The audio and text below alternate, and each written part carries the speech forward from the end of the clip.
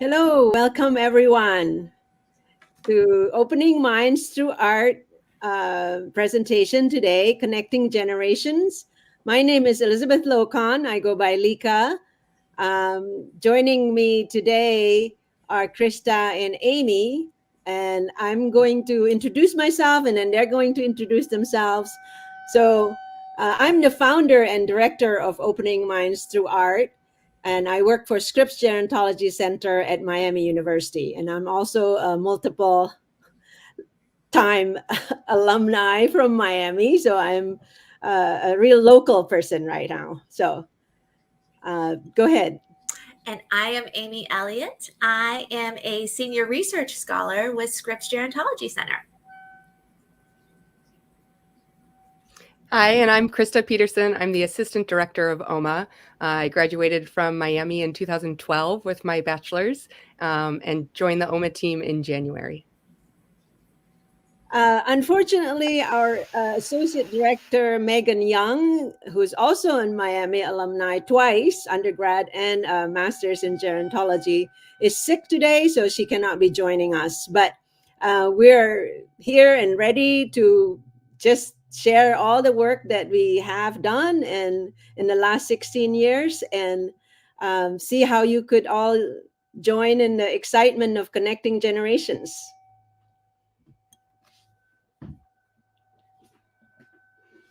Okay, so as you can see, this is the team. That's Meghan in the Miami sweatshirt that cannot be here. So I hope you get better soon, Meghan. But that's the OMA team. That's the four of us. Of course, we have a ton of other people inside Scripps Gerontology Center that help us. But the primary work is mostly, this is the four people. So today, we have just a few topics to cover. First, if you already know about OMA, this might be a repeat, but we're going to tell you a little bit what OMA is. And we have a virtual derivative of OMA, ScrippsAVID, and you'll see a demonstration of that and how you could also participate in ScrippsAVID program from Scripps Gerontology Center. We're going to talk about future directions, and then call to action for your involvement. So that's the plan for today. Just to start, the mission. It's important to be faithful and focused on the mission. So our mission, Opening Minds to Art's mission, is to build bridges across age and cognitive barriers through art. So age means older and younger. Cognitive differences means people living with dementia and people without dementia. So we connect these groups across these differences using the arts. So our recent work with Miami Center here at Miami University gave us this translation of the mission as Aang Kwini Ikioni. Aang Kwini Ikioni, which means linking generations. So what does that really mean? What does it look like? So I'd like to show you using a poem what linking generations really mean. So this poem is by Jane Kenyon, a favorite poet of mine, and she wrote a poem called In the Nursing Home. But I illustrated her poem using a pop-up book, and I'm going to show you in a second what this pop-up book looked like. And her poem ends with, I just want you to pay attention to how we change things, right? So the original In the Nursing Home poem by Jane Kenyon ends with, Master, come with your light halter, come and bring her in. And then pay attention how I added an additional line at the end of that, after that last line. And that's my sort of, I don't know, hacking or whatever of Jane Kenyon's poem. And then notice how I changed the page, the orientation of the book changes. So you'll see how it changes. And then then I'll talk about how that illustrates the linking generations idea. Okay, I think that's enough of an intro for the video, and let's play the video. In the Nursing Home, a poem by Jane Kenyon. She's like a horse grazing a hill pasture that someone makes smaller by coming every night to pull the fences in and in. She has stopped running wide loops, stopped even the tight circles. She drops her head to feed. Grass is dust and the creek bed's dry. Master, come with your light halter. Come and bring her in. And find her a friend who needs to know what lies beyond the hill pasture.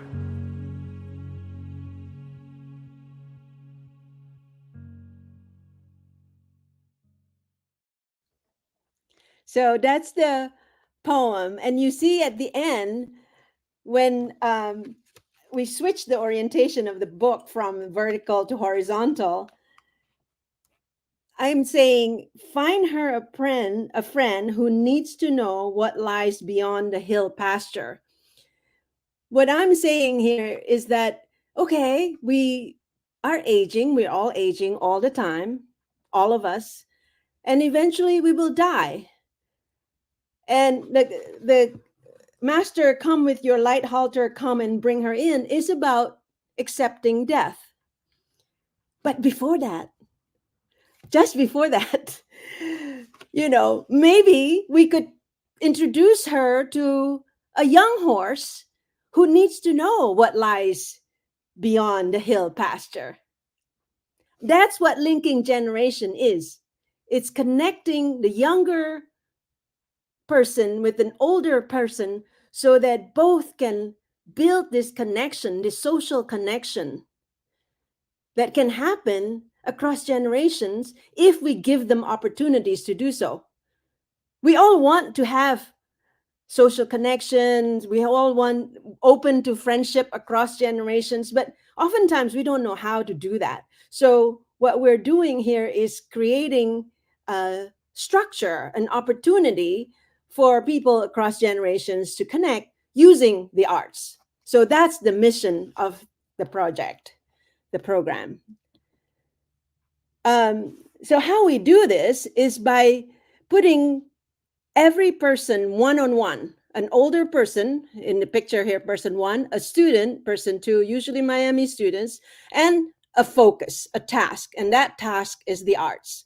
So in OMA, it's visual arts. So originally in 2007, this was my thesis I was doing a master's in gerontology program here at Miami, and I ended up with intergenerational program for people living with dementia because I felt like that's a population that needs attention, that didn't get the sort of growth, the spiritual, intellectual growth that they should be able to have, but they didn't have because we don't pay attention to them because we just give up on them. So that's the original impetus behind the development of this program. So since 16 years ago, when I was writing that thesis in 2007, at Miami University, we have almost 3,000 students and 3,000 older adults participating in the program. And then beyond Miami, we have over 1,000 facilitators that have been trained on how to conduct the program. And so this 1,000 people that we train, they're all over the world. They're all over the US, a lot in Ohio, all over the US, some in Canada, and even some in Indonesia, because I was in Fulbright scholarship earlier this year to bring OMA to Indonesia. So these 1,000 trained facilitators, each one of them has the capacity to connect more older people and younger people. And the younger people could be college students, high school students, but not little children, because we are working with older adults living with dementia. Is a little bit more complicated. So we don't do kindergarten, which a lot of programs does that. And it's great. It's a good opportunity to connect generations that way. But we are specifically working with the older 16 years high school student and higher. And mostly in Miami, it's just Miami students from all majors. It's not just gerontology majors. A lot of pre-med, math, business, poli-sci, whatever, just a variety of majors. So we have these people going through the, go back to the slide so I can, thank you. Okay. So these trained facilitators, okay, at Miami, we have almost 3,000 students and older adults paired up. So these 1,000 people are pairing up more thousands all over the world. So the ripple effect of the impact of linking generation just continues beyond Miami through the training program that we have. Okay, great. So this is switching gears now to show you what we do in OMA. This is a typical arts and crafts activities that we see in nursing homes. I'm sure if you've seen retirement community nursing homes, especially memory care units, even non-memory care units, a lot of time it's coloring, it's construction paper, googly eyes, it's pipe cleaners, macaroni stringing, popsicle sticks, that kind of arts and crafts is what typically happens in retirement communities, especially in memory care units. Now, compare these to what we actually do in OMA. These are all OMA arts. You see behind us, you see all this artwork behind in our shots are all OMA art by people living with dementia, and a lot of them don't have art background. Most of them don't have art background, but you can see the variety of just color, texture, and expression. People make choices along the way. They say, oh, I like a lot of red, or, I like, it's too dark. I need some white, or whatever it is. They make choices, even though they are living with dementia. And then that's on purpose, because we're all about giving autonomy, giving a sense of purpose, and making decisions all back to the individuals living with dementia. So these are all examples. And here you can see in a video, in a second here, of OMA in action. OMA means grandmother in Dutch and in German, but it's short for opening minds to art. So let's have a look at what it looks like in action.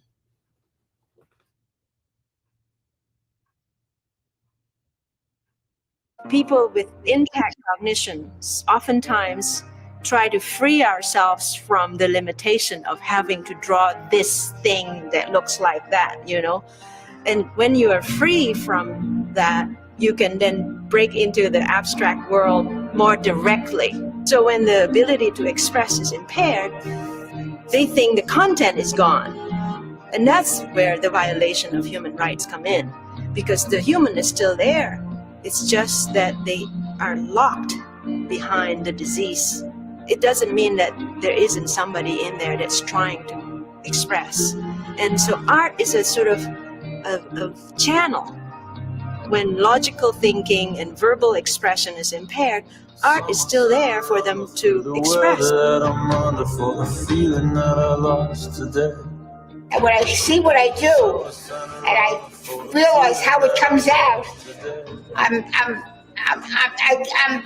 beside myself.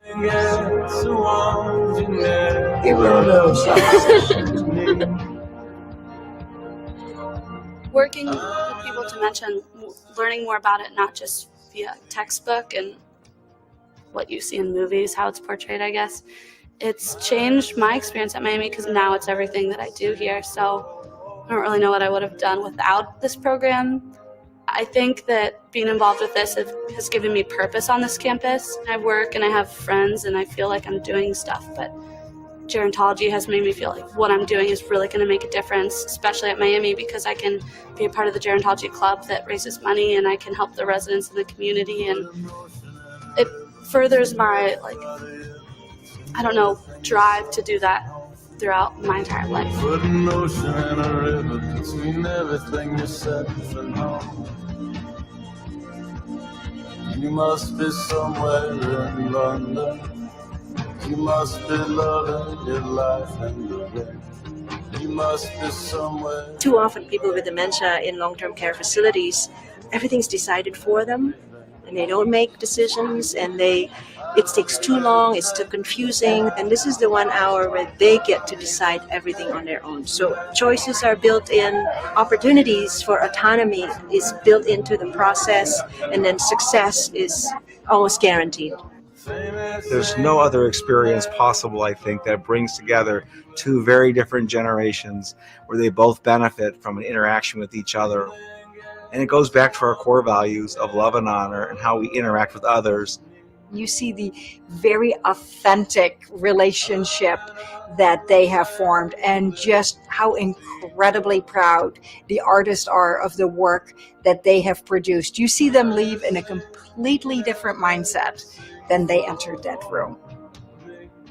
It's our obligation to provide as rich and a full experience for these individuals who are suffering with dementia as humanly possible. The mission of the program is building bridges across age and cognitive barriers.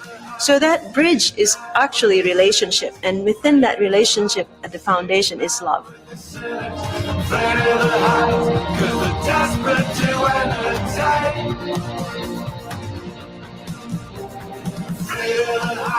Stay the night with the sin, play the high, stay the night with the sin, play the high, 'cause the desperate do entertain.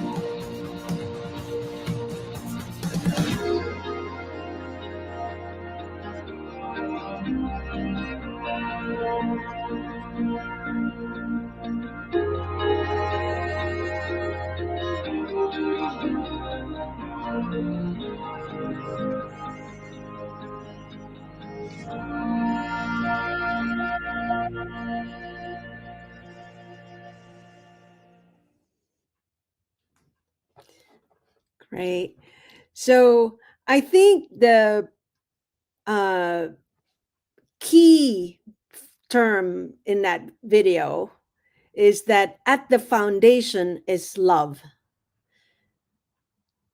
Love is very loaded word, overused, multiple interpretations.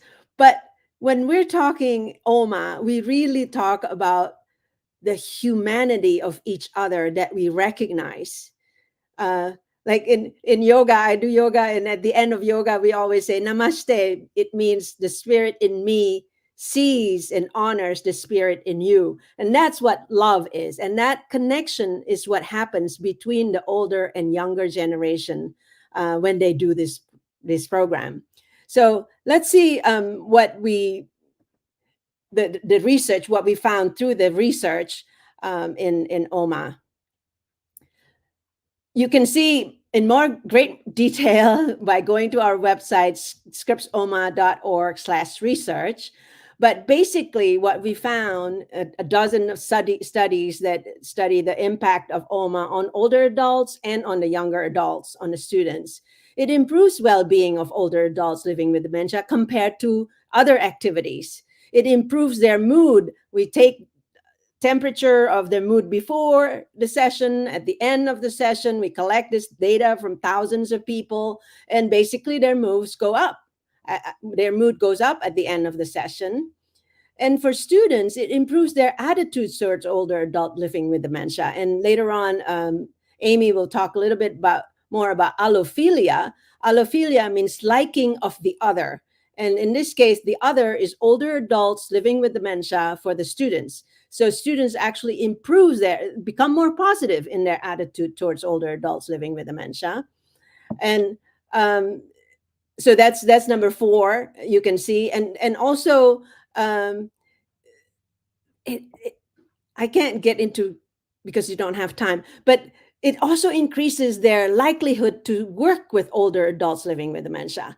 And that's important because we have shortage of people working in the aging world because it's not sexy. It's, people don't realize how much joy it can bring.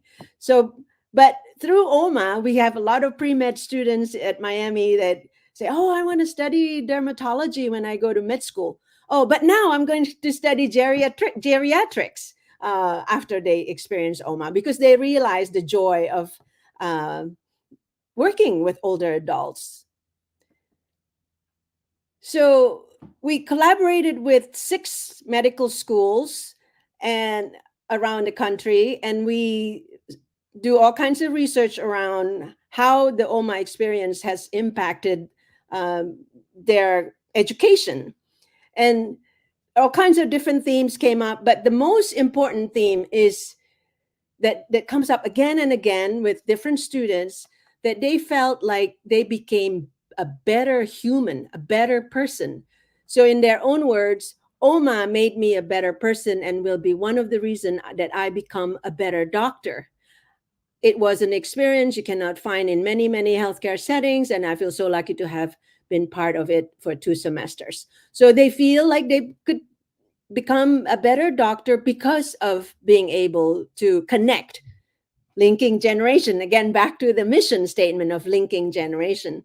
Another student said, on a much deeper level, one that has a wider impact, OMA has made me a better human. In this, I would include my ability to listen, be empathetic, and genuinely develop meaningful relationships with the people around me. So here, it's important to note that she's not just talking about her partner or the person living with dementia. She's talking about people around me. So if we can build better relationship with other people around us, it's going to improve our well-being. And it's going to turn us into a better person when we interact with other human beings, whether we're a doctor or a son-in-law or whatever our role is, we can become more kind, really. That's what it is. So we're back to love. That linking generation foundation is love, and we're connecting with other people as human beings. And if we can do this with someone living with dementia who cannot remember who we are, and we can do this with a stranger based on once a week for 10 weeks, then we probably can do it. And we become a better person, a different person when we're interacting in society in general. And that's the kind of social change that we're trying to get through this kind of programming, this kind of engagement and opportunity.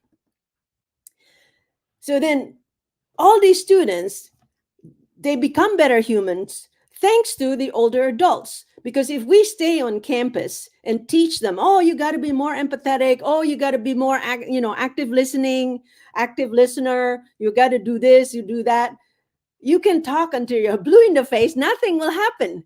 But when you start connecting them directly with older adults, and then the older adults, even though they're living with dementia, we are transforming their role as artists, friends to these students, and eventually as teachers, because they are the ones who are teaching these young people to become better humans. We're just setting the stage, bringing the art supply, setting up the opportunity, doing the administration, creating the structure, but the actual people that create the change in the students are the older adults. And these older adults are typically marginalized because they are living with dementia. They're in locked unit, because you don't want to get them lost in the building or whatever. So they're marginalized and they're just being taken care of. They're care recipients only. That's their role. But by introducing them to OMA and pairing them one-on-one with a student repeatedly, week after week, they become friends with the students and they make beautiful artwork. And then they eventually they are teachers of these students. Not in a formal sense of like we are faculty and teachers, but they are more important than we are as teachers, because we can't get that kind of transformation of students becoming better human if we don't have their help. They are more important than we are as teachers. So transforming the older adults' roles is another important impact of the program. But then the pandemic hits.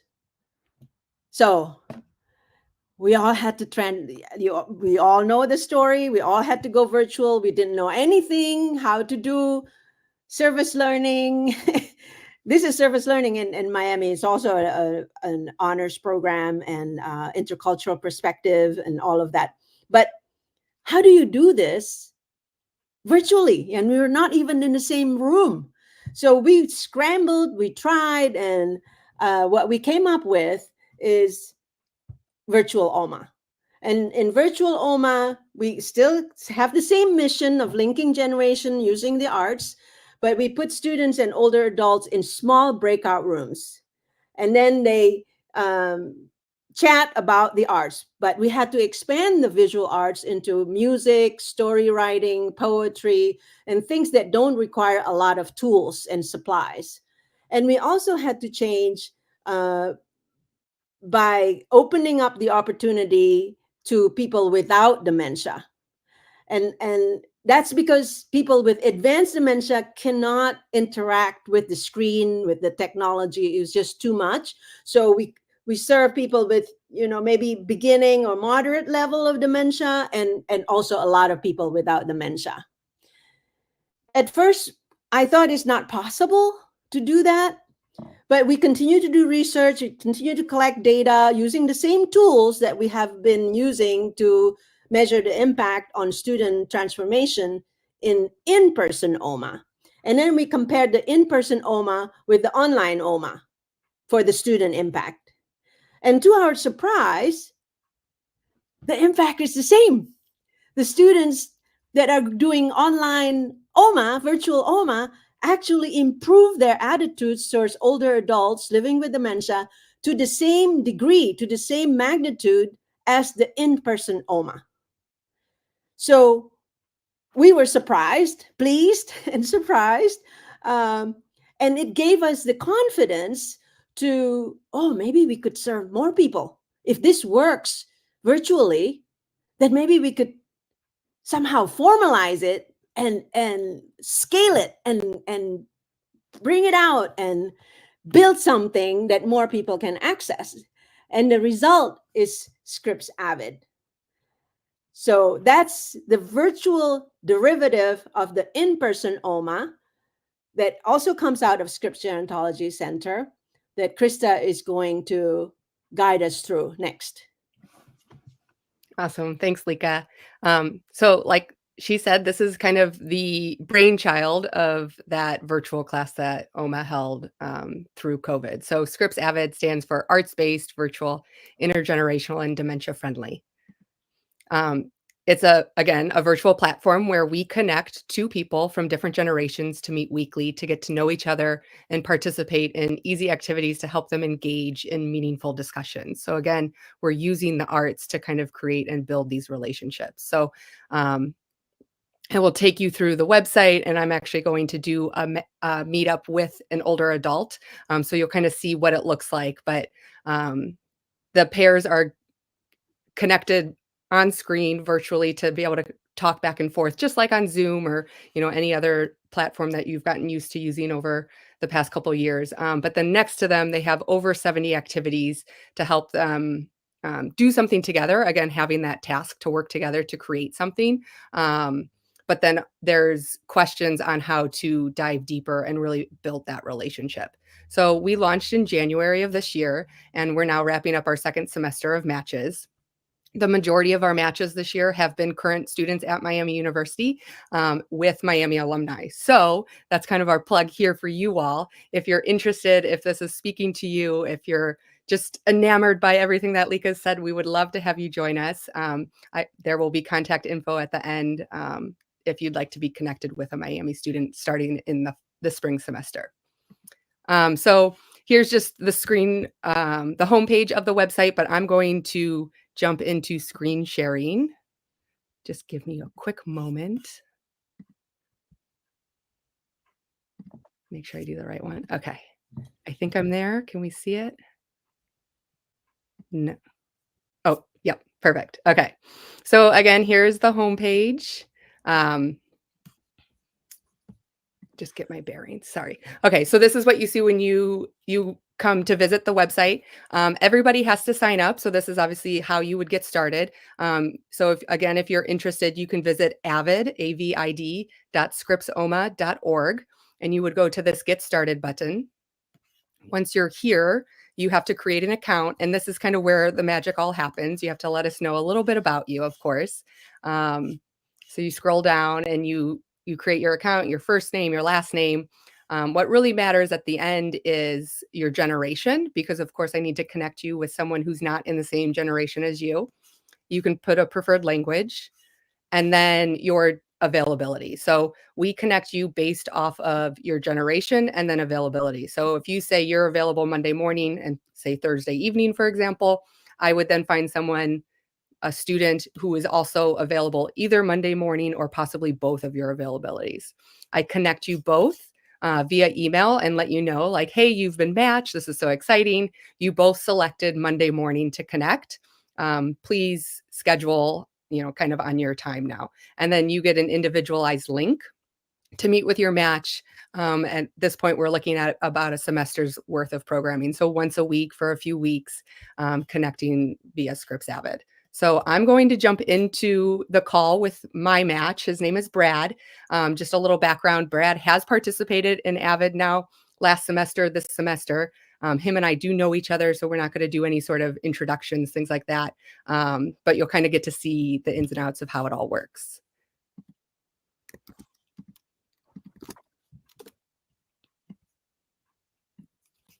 So first we check in, which is just simple name and birthday. And then here you'll see again kind of how the platform works. So I will join the meeting here, and then over to the right are all of the activities.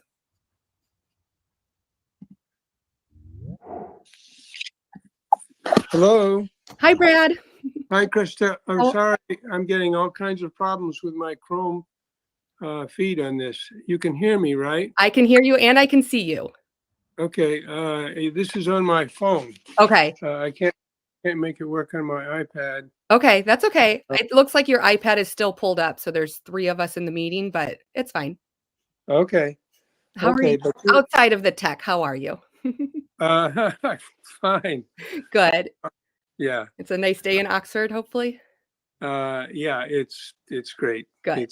There I can see you now. Oh, perfect. Yeah. Awesome. So, and that's right. Okay, so there I am. And let me move into a position where I look, I don't have light behind me. There. Perfect. Yeah. I guess I have a little. Excellent. Awesome. Yeah. Would you like to try an activity out today? Say again? Would you like to try an activity today? Sure. Sure? Sure. Okay. Yeah. Do you have anything that you'd like to do, or do you want me to kind of go through? Let's see. We can take on. I like when I'm doing AVID to use the share your story, and usually talk about travels. Travels. That's perfect. I love travels. Yeah. Right. So I'm going to get down to it. Okay. Do you want to jump off with anything, or can you see it? I don't know. On your phone, it might be a little bit more difficult. I can see you. Okay. And I can see myself. Okay. Perfect. So, how to do it, which I know you know, but just for those watching and listening, the how to do it kind of shows us how to jump into it. So review the prompts below and take turns sharing stories. So discussion prompts. Yeah. I'm just going to start with the first one, Brad. Where have you traveled? Well, I've traveled all over the place, but it didn't look like I was going to travel anywhere when I was young. And that's kind of the surprise of life to me, even as I look down the pipe at 80 today. I mean, not today, but this year for a birthday. Anyway, because where I grew up, nobody in my family traveled, and in fact, nobody had been to college yet. So But I think my first real travel adventure out of the small town and small world I lived in was the day that my parents gave me a bicycle and said I was free to bike to the library on my own if I wanted to, which was liberation for me. For sure. And it was far beyond what was being offered in school, in grade school. So I was, you could say, avid for learning about the world. And from that standpoint, I would say I've been traveling ever since, although I've changed from bicycle to car to jet plane and rocket ship, maybe. I don't know. I love that. Do you have a favorite place?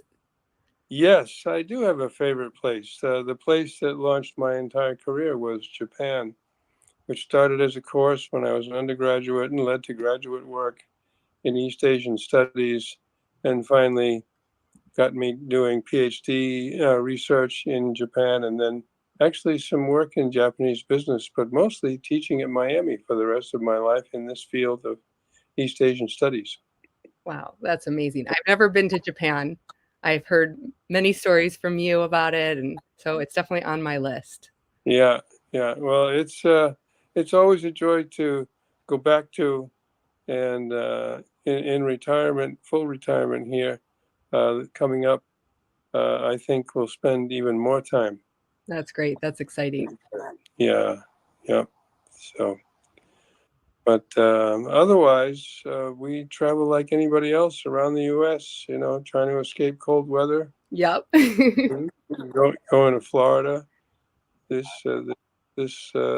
December, and seeing friends and family. Mm-hmm. And I guess internationally, I don't think we'll travel again in 24 unless we decide to go back to Indonesia for another trip. So, if you go back, can I join? I'd love to have you there.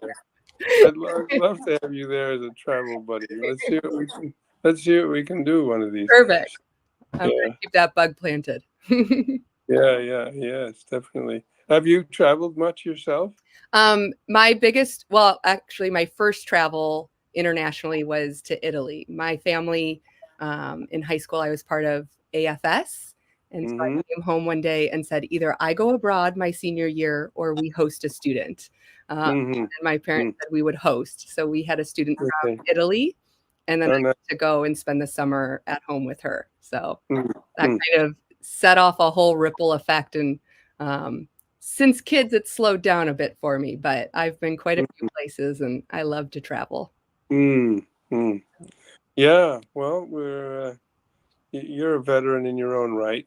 So, how's your Italian? Oh, it's horrible. I studied linguistics, was my major at Miami, but my language learning skills it takes a while, but I used to be conversational in Mandarin.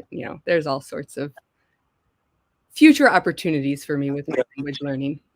Well, I've been told it's good it's good brain work. It's probably as good as anything Luminosity can put in front of me is just to try to stay fresh in reading Japanese kanji, of which there are thousands to play with. So yeah, that's awesome. Well, thank you so much, Brad. I really appreciate your time today and jumping on AVID with me to share a little bit. And I always love hearing about your travel. So again, thank you. Okay. See you around, Krysta. We'll see you soon. Bye-bye. Okay. Bye-bye now. Let me stop sharing. All right. Awesome. So, obviously I could stay on with Brad all day. And so that's kind of the added benefit, creating these relationships, whether you already knew the person or it's brand new. We're seeing a lot of just great conversations and stories coming and relationships built through ScrippsAVID. So again, just if you're interested, you can always reach out to one of us, but the website is avid.scripsoma.org, and then you would go to get started. There's also a contact page you can use if you'd like. So just real quick, I'll go through kind of what we've seen this past year. So participation has been majority Gen Z, and then the baby boomer generation. Again, we're targeting Miami University students for the most part and Miami University alumni. So we've really hit a decent pocket there with, I think it's about 43 students and then 42 older adults within those two generations. And then obviously Millennial, Gen X, and Silent Gen give us a few as well. But we've had just under 100 people participate in ScrippsAVID this year. And then the satisfaction, hopefully this is super exciting for all of you. But I actually skipped it in the screen sharing, but at the end of every session, you scroll down. Once you check out, we ask for feedback. So you can rate your session using a Likert scale that ranges from very dissatisfied to very satisfied. And as you can see here, the participants are super satisfied with their sessions. Most of these dissatisfied to very dissatisfied come from their match didn't show up or they're having tech issues. And lucky for them, I get all of their feedback pretty instantly once they hit submit. So anybody who gets me a dissatisfied or very dissatisfied gets an email or phone call from me. What happened? How can I help? And we troubleshoot from there. So again, most of it being tech issues. I couldn't get sound, I couldn't get video, and I can get on and kind of support them past that. And then just a couple of quotes from the feedback that we receive. We also receive emails from individuals on a variety of topics, but again, a lot of positive stories, and sometimes they share their art with me, which is really exciting. I've had poetry show up in my inbox. I love that. I'm not going to read all of these, but like as you skim through them, but kind of as my biggest takeaway as being like the project coordinator, I guess, for ScrippsAVID, for how many students are surprised by their time connecting with an older adult or someone from a different generation. They don't think about it. I get a lot of feedback saying, I didn't know I needed a friend who was older than I was. They're so used to being connected with their own peers. Anyone else is usually a superior of some sort. They don't have anyone who's on that level playing ground as just a friend, and they're really enjoying that. And then for the older adults, I've loved hearing about them getting to connect back to Miami for the alumni, having a way to hear, like what King Library looks like now. Even for me, I had an older adult telling me that, there's no books on the first floor anymore. And I was shocked by that. I haven't been in King Library, but it's all tech. So getting to hear those stories about what it looks like to be on campus and kind of bring them back to their Miami days. So it's been a great experience, and I sincerely hope you join us. Again, feel free to reach out and we'll give you some contact info later. Thanks, Krysta. And I love that conversation with you and Brad. It really highlights, again, that connection to Miami University and the alumni. Krysta as an alum, Brad as a retired faculty member, professor with a long and distinguished background and tenure. Those are the connections that OMA and AVID are all about. Connections with individuals, with organizations, with communities across the country. And as Lika has told us, we're going global in Indonesia and Canada. And those connections are so, so important. So we wanted to share with you some of our future directions for 2024, because it's going to be an amazing year of growth. And we're so excited. As Lika has said earlier in the call, the connection of OMA and AVID that is established is building a bridge, and the bridge is all about love. And Lika, I remember the first time I saw that video and saw you say that, I about fell off my chair. It was so beautiful. And then hearing you today talk about the humanity and the meaning of this work. This is deep, deep work, and so meaningful. So why wouldn't we want to spread it everywhere we can and increase awareness of OMA and AVID? And as part of that, we know that it's absolutely critical that we are diversifying the communities we serve. And I'm going to take a deeper dive into that RF bullet on the next slide. But other examples of diversification include the Educate training, which is an introductory course of intergenerational arts programming. And we have a new grant from the Arthur N. Root Foundation, where we will be expanding and diversifying education and training for respite care providers, respite care, that important community. And so we'll be making sure that they have access to OMA and AVID. And of course, we're going to continue to conceptualize and design projects that expand our access and reach through funding and resources and grants throughout the year. So we're going to keep on extending our reach into all areas so that we're planting that seed for everyone to join. Go to the next slide. As part of that expansion effort, we are going to work on this RRF Foundation Aging Grant with the Meghan Center. And of course, you all know that the Meghan Center, it serves the communities of Miami University, the Meghan people, partner communities through research, education, and outreach. So as part of the Meghan Center collaboration with the RRF grant, we are going to have Meghan elder and Meghan student pairs connect through AVID. And it gets even more exciting. It gets even better. The exceptional team at the Meghan Center is creating specific prompts and activities for AVID for those pairs. So they are going to be sharing culture, knowledge, language, all of these connections through those AVID prompts. And we are so excited to see. Obviously, that's going to help deepen our awareness and understanding through their participation in the research of what AVID can do, what those connections, what those bridges we build can be by diversifying and better understanding through those connections. The grant is going to be through January 2024 to December 2025. So we have 3 cohorts: spring of 2024, fall of 2024, and spring of 2025.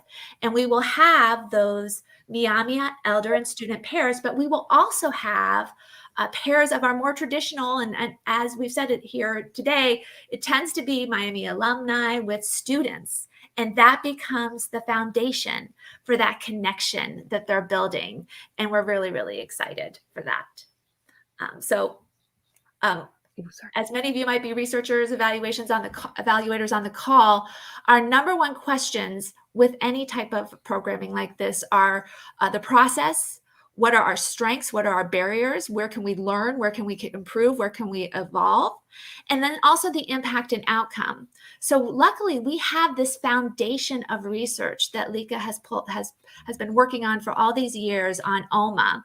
And so we have these existing validated tools and results that we can try to replicate with AVID. And as Lika said, our early results from the virtual OMA are replicating those findings, and now we're digging deeper into AVID to see what happens. So we're looking at specifically, does it reduce loneliness and improve allophilia, as Lika said earlier, that liking of the other generation, that affection, engagement, kinship, comfort, enthusiasm. Are we building that bridge in a way that those relationships, that connection is occurring?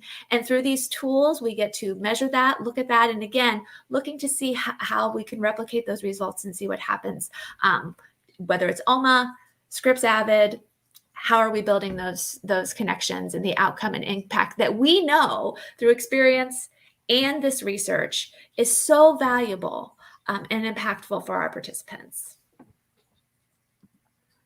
And now Krysta's going to, so that's the exciting news about OMA and AVID. And Krysta's going to talk about how you might be able to join us on this journey. Awesome. Thank you, Amy. Before we leave and give space for some questions, we wanted to end here today with some opportunities for you to get involved. So first one, I'm going to skip a slide and in a minute, and I'll tell you more about the virtual art show. But we have a virtual art show this Friday, December 8th at 2 p.m. Eastern, and we'd love to have you join us. We will send you the link to register in an email. And again, I'll talk more about that in just a second. But other ways to get involved, participating in OMA in your local community. You can reach out to us and let us know where you live. You can check out our website. It lists different facilitators throughout the United States to be able to find an OMA program running near you to go in and volunteer if you're interested. You can also, like I already said, connect with a match on ScrippsAVID. So I know, Darla, I believe if you're here, you had asked ways for retired Miami professors. As you can see, Brad was very much involved with Miami University, and now he uses AVID to connect back to students. So we'd love to have you join us there. If you're interested in supporting OMA with your expertise in any way. If you're listening to this and you have a great idea or something that you do in your own work and you'd like to reach out to us, we would love to have your expertise to help us continue to grow and build OMA for the next however many years. Spread the word, let people know you heard about us, connect them to AVID, connect them to OMA, let them know the stories you heard today. We would love that. And then finally, it was a presentation without the opportunity to donate. So you can visit that website there, or if you've got your smartphone on you, you can take open your camera and that QR code will take you there. As I mentioned in the last slide, our virtual art show is this Friday. This is our first time ever doing this, so we're super excited and can't wait.